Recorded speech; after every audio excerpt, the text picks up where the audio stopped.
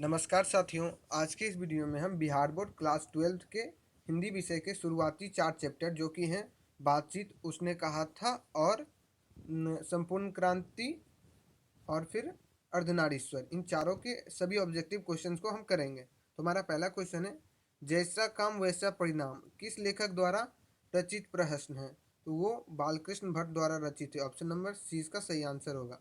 हमारा अगला क्वेश्चन है, बालकृष्ण भट्ट के पिता का क्या नाम था? तो बालकृष्ण भट्ट के पिता का नाम बेनी प्रसाद भट्ट था। ऑप्शन नंबर बी इसका सही आंसर है। हमारा अगला क्वेश्चन है, दमयंती स्वयंवर किस लेखक की रचना है? तो दमयंती स्वयंवर जो है बालकृष्ण भट्ट की रचना है। ऑप्शन नंबर सी इसका सही आंसर है। हमारा अगला क्वेश्चन है, बालकृष्ण भट्ट की रचना बातचीत क्या है? तो बालकृष्ण भट्ट की रचना बातचीत एक ललित निबंध है। ऑप्शन नंबर डी इसका सही आंसर है। हमारा अगला क्वेश्चन है, बालकृष्ण भट्ट किस युग के निबंधकार थे? तो बालकृष्ण भट्ट भारतेंदु युग के निबंधकार थे। ऑप्शन नंबर बी इसका सही आंसर है। हमारा अगला क्वेश्चन है, मनुष्य की बातचीत का उत्तम तरीका क्या है? तो मनुष्य की बातचीत का उत्तम तरीका है आवक होकर अपने से बातचीत करना। ऑप्शन नंबर डी इसका सही आंसर है। हमारा अगला क्वेश्चन है, संवाद संवाद में सबसे महत्वपूर्ण क्या है? तो संवाद यानी किसी से बात करने में जो सबसे महत्वपूर्ण चीज़ है वो है आत्मीयता। आप आत्मीयता के अनुसार अच्छे से बात कर रहे हो तो ये किसी के संवाद में सबसे महत्वपूर्ण रखता है। ऑप्शन नंबर सी इसका सही आंसर है। हमारा अगला क्वेश्चन है, बालकृष्ण भट्ट का जन्म हुआ था? तो बालकृष्ण का भट्ट 23 जून 1844 में हुआ था। ऑप्शन नंबर 20 का सही आंसर है। 23 जून 1844 को हुआ था। संयोगिता स्वयंवर संयोगिता स्वयंवर रचना है? तो संयोगिता स्वयंवर रचना है श्रीनिवास दास की। ऑप्शन नंबर सी इसका सही आंसर है। हमारा अगला क्वेश्चन है, कौन सी रचना बालकृष्ण भट्ट की नहीं है? तो बालकृष्ण भट्ट की रचना परीक्षा गुरु नहीं है। ऑप्शन नंबर डी इसका सही आंसर है। हमारा अगला क्वेश्चन है, कौन सी रचना बालकृष्ण भट्ट की है? तो रेल का विकट खेल। रेल का विकट खेल ऑप्शन नंबर ए जो है वो बालकृष्ण भट्ट की रचना है। हमारा अगला क्वेश्चन है हमारा अगला क्वेश्चन है, बालकृष्ण भट्ट ने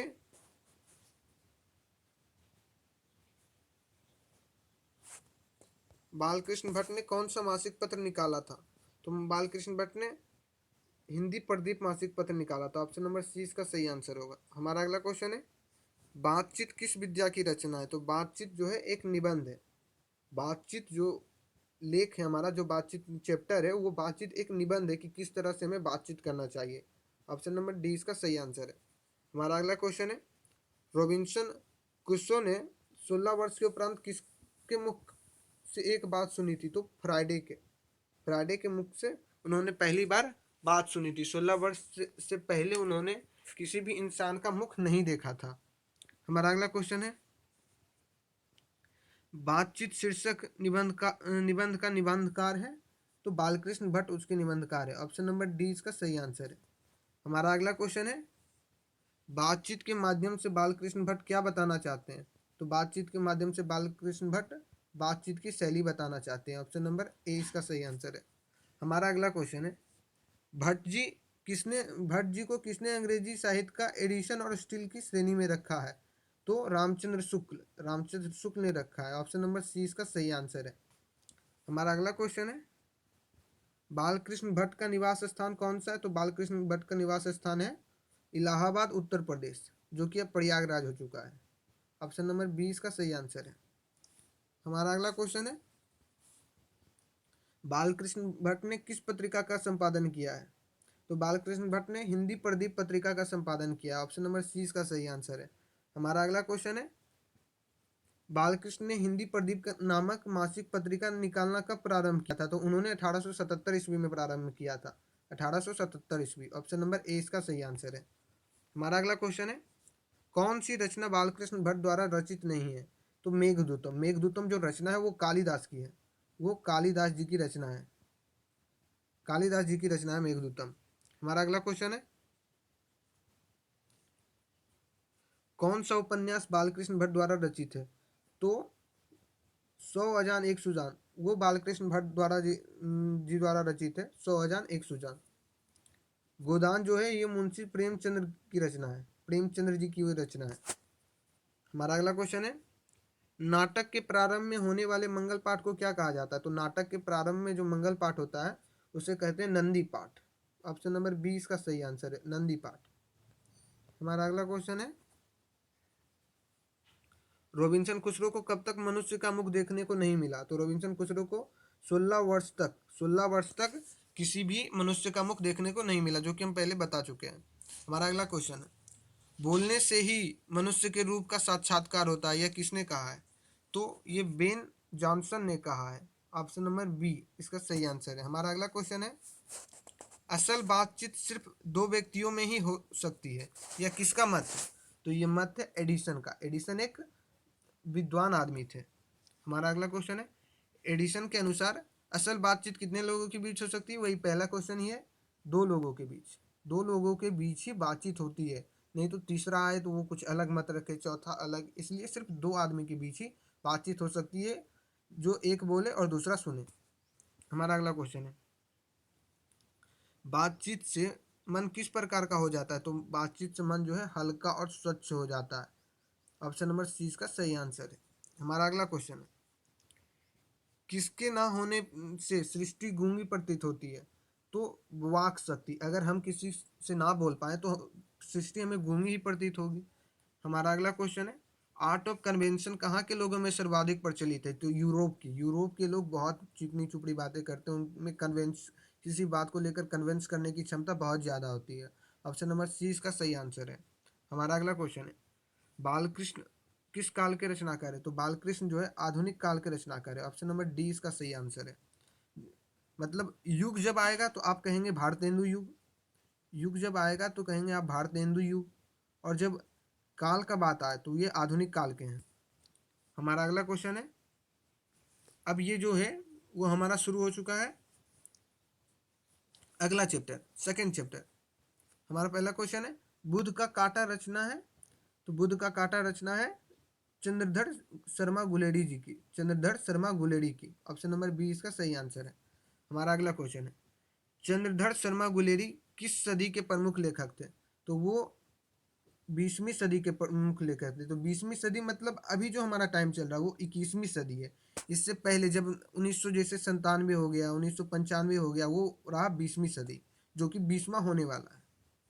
हमारा अगला क्वेश्चन है, गुलेरी जी ने कल कितनी कहानियां लिखी?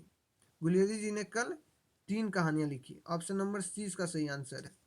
हमारा अगला क्वेश्चन है, उसने कहा था कहानी का नायक है? तो उसने कहा था कहानी का नायक है लहना सिंह। लहना सिंह ऑप्शन नंबर ए इसका सही आंसर है। हमारा अगला क्वेश्चन है, निम्न में से कौन सी रचना गुलेरी जी की नहीं है? तो सुखमय जीवन उन्हीं की रचना है, बुध का कांटा तो है ही, उसने कहा था तो उनका रचयिता ही है गुलेरी जी, जिनकी जो हमारे दूसरे चैप्टर में। तो हम हमारा आंसर हो जाएगा डी, हारे का हरिनाम, ये हमारा सही आंसर हो जाएगा, ऑप्शन नंबर डी। हमारा अगला क्वेश्चन है, उसने कहा था कहानी है? तो उसने कहा था जो कहानी है इसमें युद्ध की बात भी कही गई है, इसमें प्रेम की बात भी कही गई है, और लहना सिंह के बलिदान के बारे में भी कहा गया है। तो इसका सही आंसर हो जाएगा ऑप्शन नंबर डी। हमारा अगला क्वेश्चन है, उसने कहा था कहानी में किस शहर का चित्रण है? तो इसमें अमृतसर का चित्रण है। ऑप्शन नंबर ए इसका सही आंसर है। हमारा अगला क्वेश्चन है, लहना सिंह के गांव का क्या नाम था? तो लहना सिंह के गांव का नाम था मांझे। मांझे ऑप्शन नंबर बी इसका सही आंसर है।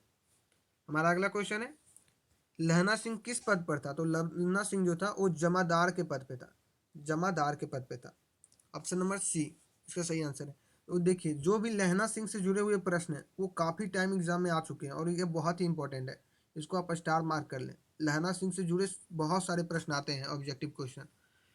हमारा अगला क्वेश्चन है, लहना सिंह की मृत्यु किसकी गोद में हुई? तो लहना सिंह की मृत्यु अतर सिंह के गोद में हुई, अतर सिंह की गोद में हुई। हमारा अगला क्वेश्चन है, पलटन का विदूषक कौन था? तो पलटन का विदूषक था Wazira Singh. Option number C इसका सही आंसर है। हमारा अगला क्वेश्चन है, सूबेदार हजारा सिंह के लड़के का नाम था, सूबेदार हजारा सिंह के लड़के का नाम था बौधा सिंह। ऑप्शन नंबर ए इसका सही आंसर है, बौधा सिंह। हमारा अगला क्वेश्चन है, भारतीय सिपाहियों का किसके साथ संघर्ष हुआ? यहाँ सॉरी यहाँ संघर्ष होगा, यहाँ संघर्ष लिखा गया है, संघर्ष होना चाहिए। तो जर्मनी के साथ हुआ। ऑप्शन नंबर डी इसका सही आंसर है। हमारा अगला क्वेश्चन है, जर्मन लेफ्टन को किसने मार गिराया? तो जर्मन लेफ्टन को गिराया था मार लहना सिंह ने। ऑप्शन नंबर सी इसका सही आंसर है। हमारा अगला क्वेश्चन है, सिख राइफल्स के जमादार लहना सिंह का नंबर क्या था? तो नंबर था उनका 77। अब देखिए ऐसा भी क्वेश्चन आ सकता है, जैसे इसमें आया सिख राइफल्स के जमादार लहना सिंह का नंबर क्या था, तो यहाँ 77 77 होगा।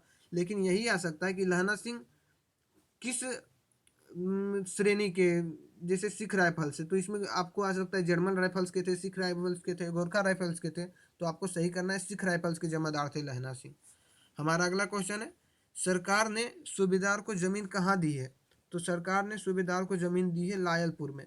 ऑप्शन नंबर डी इसका सही आंसर होगा, लायलपुर। हमारा अगला क्वेश्चन है, गुलेर जी जो कि उसने कहा था, जो लिखा हुआ है उसके कवि हैं, तो उनका जन्म कहाँ हुआ था? तो उनका जन्म हुआ था जयपुर राजस्थान में। ऑप्शन नंबर 20 का सही आंसर है। हमारा अगला क्वेश्चन है, सुखमय जीवन किसकी रचना है? तो सुखमय जीवन जो है चंद्रशेखर शर्मा गुलेरी जी की रचना है। ऑप्शन नंबर ए इसका सही आंसर है। हमारा अगला क्वेश्चन है, उसने कहा था कहानी कब प्रकाशित हुई? तो 1915 ईस्वी में। ऑप्शन नंबर सी इसका सही आंसर है, 1915 ईस्वी में प्रकाशित हुई। हमारा अगला क्वेश्चन है, कछुआ धर्म किसकी कृति है? तो कछुआ धर्म चंद्रधर शर्मा गुलेरी जी की कृति है। ऑप्शन नंबर डी इसका सही आंसर है। हमारा अगला क्वेश्चन है, पुरानी हिंदी रचना है? तो पुरानी हिंदी रचना है चंद्रधर शर्मा गुलेरी जी की। तो देखिए जो हमारे पहले पेज में जो कहानी से, जो निबंध से पहले जो हमारा शुरू होता है, जिसमें कवि के बारे में बताता है, तो उससे काफ़ी क्वेश्चन आते हैं। ये जो क्वेश्चन है वो भी उसी पेज से है। हमारा अगला क्वेश्चन है, कौन सा निबंध गुलेरी रचित नहीं है? तो मजदूरी और प्रेम, ये जो है गुलेरी जी की रचित नहीं है। हमारा अगला क्वेश्चन है, कुरमाई का क्या अर्थ है? तो कुरमाई का अर्थ है मंगनी। मंगनी यानी कोई चीज़ फ्री में जो देता है उसी को कहते हैं मंगनी और कुरमाई। हमारा अगला क्वेश्चन है, बौद्धा कौन था? तो बौद्धा था सूबेदार हजारा सिंह का बेटा। सूबेदार हजारा सिंह का बेटा था बौद्धा। हमारा अगला क्वेश्चन है, लहना सिंह के मामा कहाँ के रहने वाले थे? तो लहना सिंह के मामा रहने वाले थे अमृतसर के। ऑप्शन नंबर 20 का सही आंसर है। हमारा अगला क्वेश्चन है, कौन सी कहानी चंद्रधर शर्मा गुलेरी की लिखी हुई नहीं है?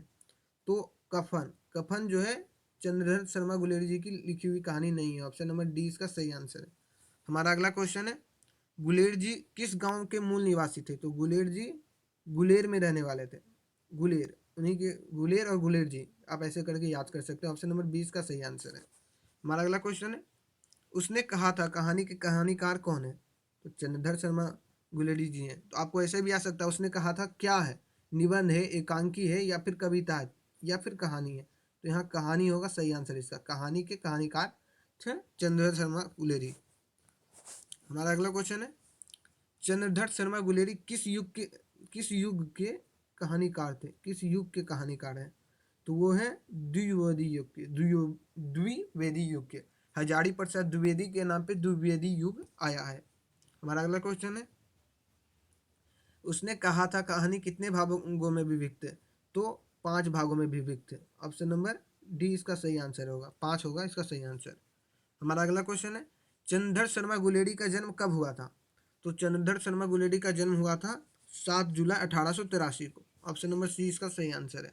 हमारा अगला क्वेश्चन है, लहना सिंह किस कहानी का पात्र है? तो लहना सिंह है उसने कहा था का। तेरी से एक अलग कहानी है जो कि हमारा 9वां चैप्टर में जूठन जो है वो है ओम प्रकाश वाल्मीकि जी की रचना। इसमें सही आंसर ऑप्शन नंबर डी है। हमारा अगला क्वेश्चन है, उसने कहा था किस प्रकार की कहानी है? तो उसने कहा था वो एक कर्म प्रधान, जो लहना सिंह ने अपने जगह, अपने देश, अपने राष्ट्र के लिए जो काम किया था, इसमें उसका कर्म प्रधान है। हमारा अगला क्वेश्चन है, पुरानी हिंदी रचना किसकी है? तो पुरानी हिंदी रचना जो है वो चंद्रधर शर्मा गुलेरी जी की है। ऑप्शन नंबर सी इसका सही आंसर है। हमारा अगला क्वेश्चन है, कृत सिंह कौन था? तो कृत सिंह था लहना सिंह का भतीजा।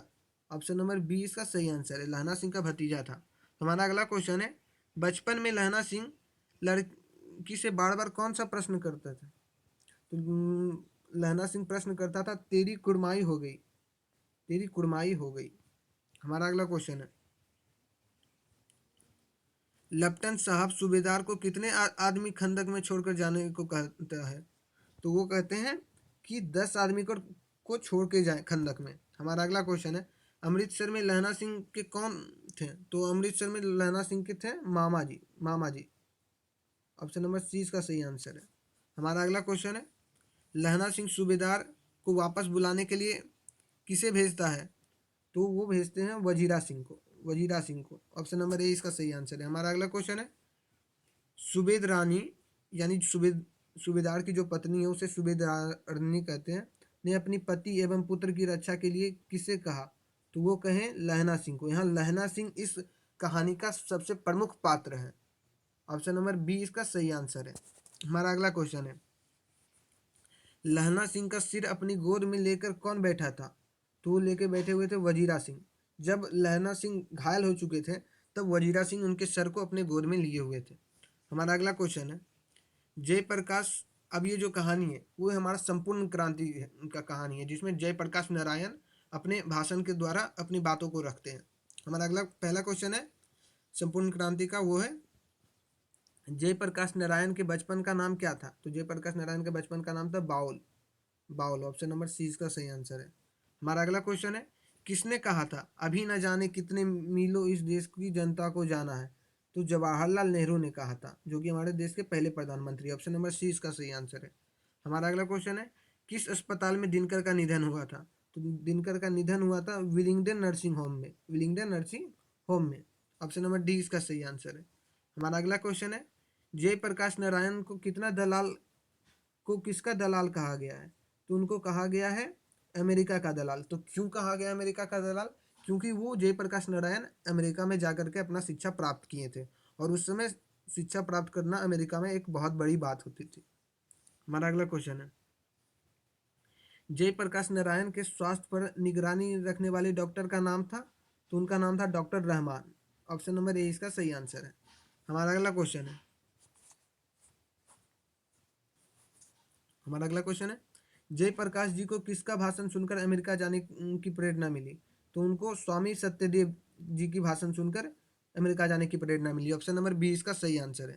हमारा अगला क्वेश्चन है, फ्री प्रेस के मालिक कौन थे? तो फ्री प्रेस के मालिक थे Sadanand ji. Option number C इसका सही आंसर है, सदानंद जी। हमारा अगला क्वेश्चन है, ब्रेन ऑफ बॉम्बे किसे कहा जाता है? तो ब्रेन ऑफ बॉम्बे कहा जाता है उमा शंकर दीक्षित को। ऑप्शन नंबर ए इसका सही आंसर है। हमारा अगला क्वेश्चन है, जयप्रकाश नारायण ने आईएससी की परीक्षा कब पास की?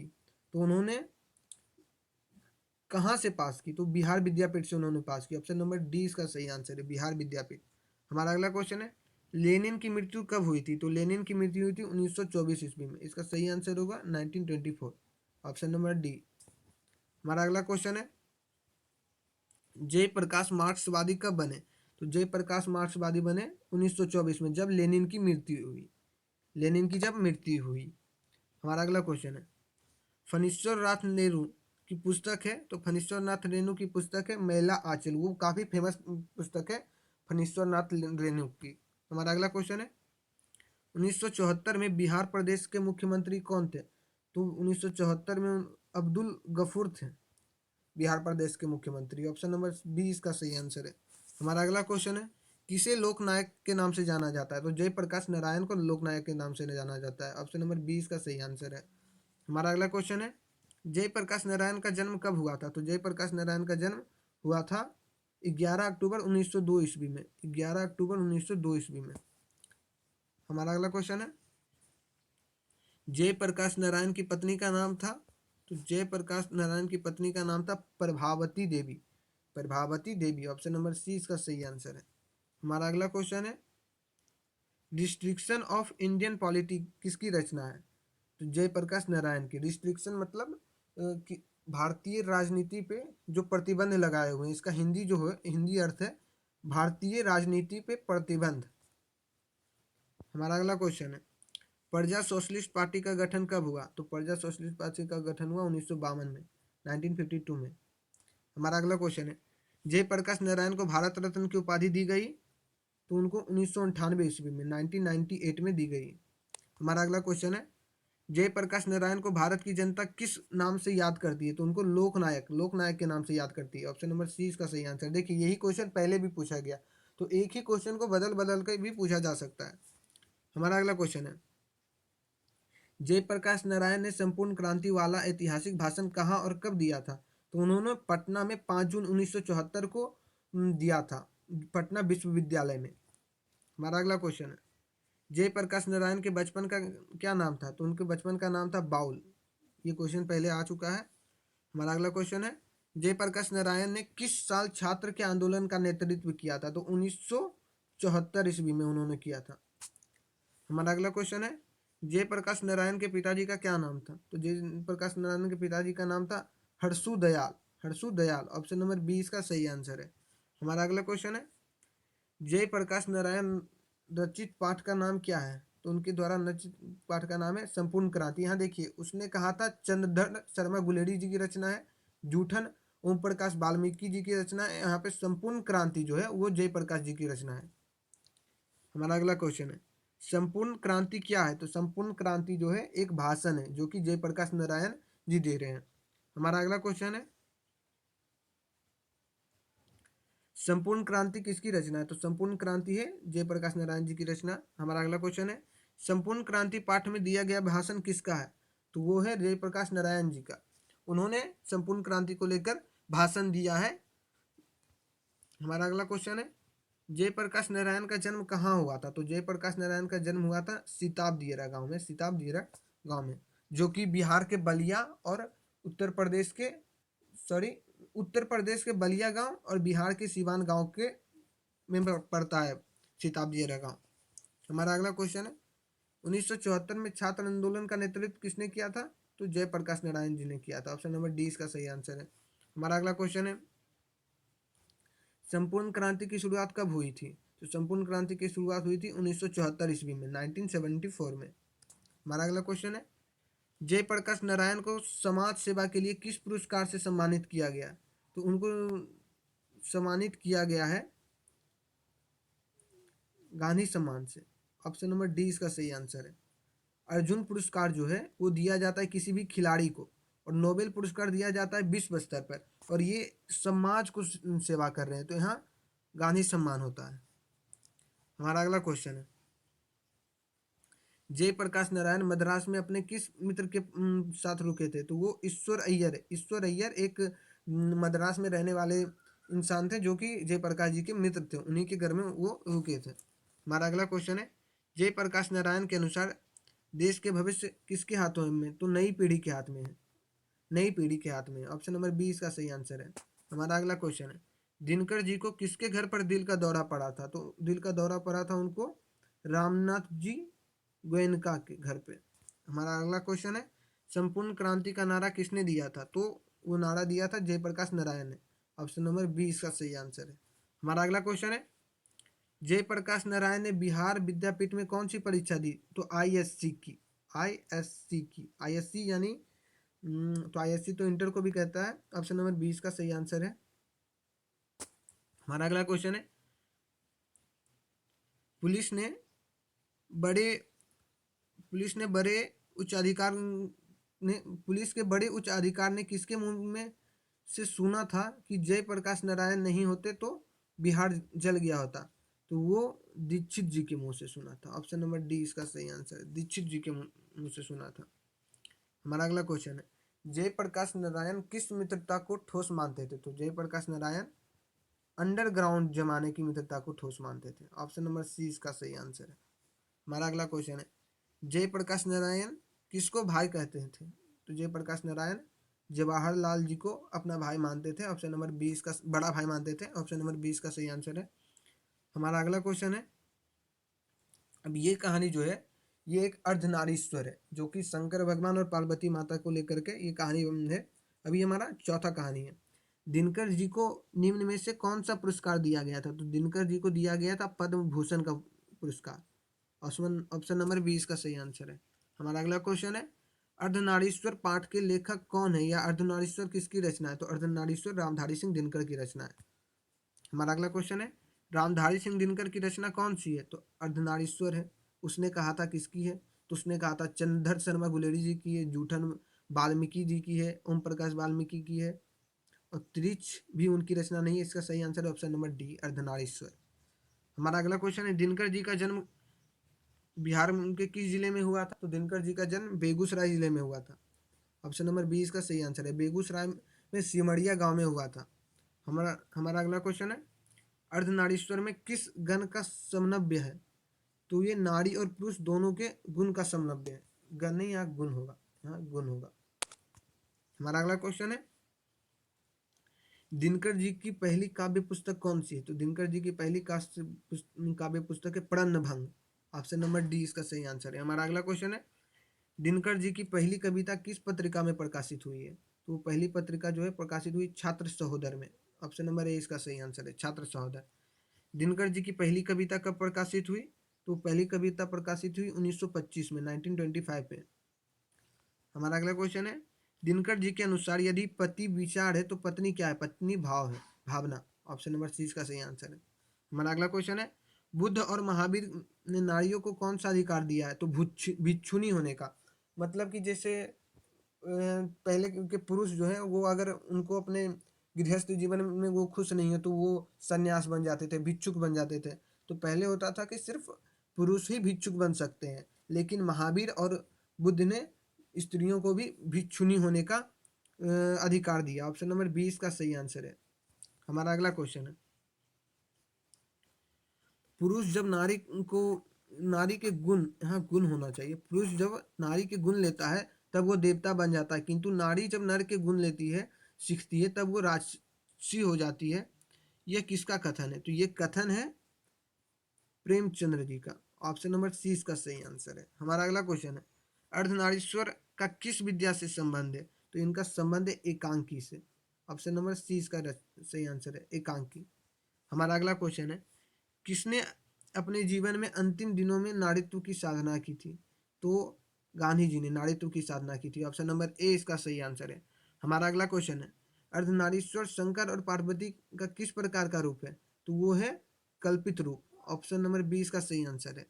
हमारा अगला क्वेश्चन है, प्रेमचंद्र के अनुसार नारी जब पुरुष के गुण सीखती है तब वो क्या हो जाती है? तो वो हो जाती है राक्षसी। ऑप्शन नंबर डी इसका सही आंसर है। हमारा अगला क्वेश्चन है, निम्नलिखित में कौन सी रचना दिनकर जी की नहीं है? तो जूठन जो है वो दिनकर जी की नहीं है। जूठन किसकी रचना है? तो जूठन है ओम प्रकाश वाल्मीकि जी की रचना, जो एक दलित थे जिनके साथ दुर्व्यवहार हुआ है हमारा साथ। और इसका सही आंसर हो जाएगा ऑप्शन नंबर सी। हमारा अगला क्वेश्चन है, निम्नलिखित में कौन सी रचना दिनकर जी की है? तो दिनकर जी की रचना है परशुराम की प्रतीक्षा। ये काफी प्रसिद्ध रचना है दिनकर जी की। हमारा अगला क्वेश्चन है, दिनकर को किस कृति पर भारतीय ज्ञानपीठ पुरस्कार प्राप्त हुआ अथवा ज्ञानपीठ पुरस्कार से सम्मानित रचना है उनका? तो वो है उर्वशी। उर्वशी उनकी जो फेमस किताब है वो है उर्वशी, रश्मि रथी, ये सभी उनके फेमस हैं। हमारा अगला क्वेश्चन है, युद्ध और शांति की समस्या पर लिखी गई काव्य कृति है, वो है कुरुक्षेत्र। कुरुक्षेत्र। हमारा अगला क्वेश्चन है, अर्धनारीश्वर कल्पित रूप है? तो अर्धनारीश्वर कल्पित रूप है शिव और पार्वती का। ऑप्शन नंबर ए इसका सही आंसर है, शिव और पार्वती का। गंधारी थी? तो गंधारी थी दुर्योधन की माँ, दुर्योधन की माँ। हमारा अगला क्वेश्चन है, प्रेमचंद्र थे? तो प्रेमचंद्र थे एक संगीतकार नहीं थे, कथाकार थे। ऑप्शन नंबर 20 का सही आंसर है। हमारा अगला क्वेश्चन है, दिनकर का जन्म हुआ था? तो दिनकर का जन्म हुआ था 23 सितंबर 1908 में। ऑप्शन नंबर ए इसका सही आंसर है। हमारा अगला क्वेश्चन है, दिनकर किस युग के कवि हैं? तो दिनकर है छायावादोत्तर युग। जब छायावाद खत्म होने लगा तो वो उस समय अपने कविता का प्रचलन था उनका। संस्कृत के 4 अध्याय किसकी कृति है? तो वो है रामधारी सिंह दिनकर की कृति। ऑप्शन नंबर डी इसका सही आंसर है। हमारा अगला क्वेश्चन है, कौन सी कृति रामधारी सिंह दिनकर की लिखी हुई है? तो वो है शुद्ध कविता की खोज, जो है रामधारी सिंह दिनकर की लिखी हुई कृति। ऑप्शन नंबर ए इसका सही आंसर है। ये वीडियो यहीं तक था, जिसमें हम जो चारों चैप्टर हैं हिंदी के, शुरुआती 4 चैप्टर, बातचीत, उसने कहा था, संपूर्ण क्रांति और अर्धनारीश्वर, सभी का ऑब्जेक्टिव प्रश्न हमने किया। मिलते हैं अगले वीडियो में, अगले 4 चैप्टर के ऑब्जेक्टिव प्रश्न को करेंगे। धन्यवाद।